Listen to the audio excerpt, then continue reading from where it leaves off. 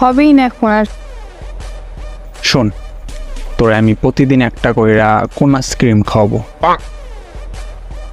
জানা আছে কত খাওয়াবি। যে কয়দিন ওই মিটার পটাবি ওই কয়দিন একটু ভালো ভালো কথা বলবি, তারপর আমার চিনবি না। আরে না, এমন করব না, সত্যি বলতেছি, প্রতিদিন খাওয়াবো, তোর কসম, এবার বিশ্বাস কর। আমার কসম দিলি কেন? কসম উঠো।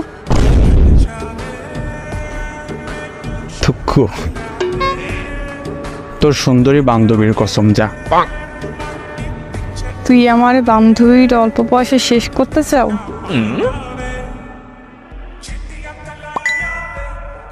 আচ্ছা তাইলে আমার শাশুড়ির কসম, মানে তোর ওই বান্ধবীর আম্মুর কসম। তুই থামবি? আচ্ছা তাইলে কি করলে তুই মানবি বল? কোনো কিছুতেই না। প্লিজ কাজ হবে না। প্লিজ।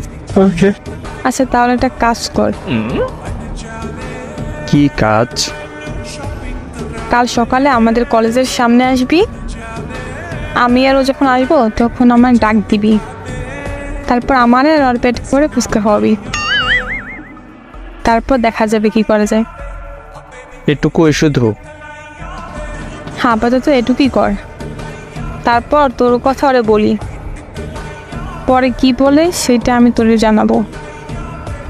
আচ্ছা তাইলে ঠিক আছে, কাল সকালে দেখা হবে।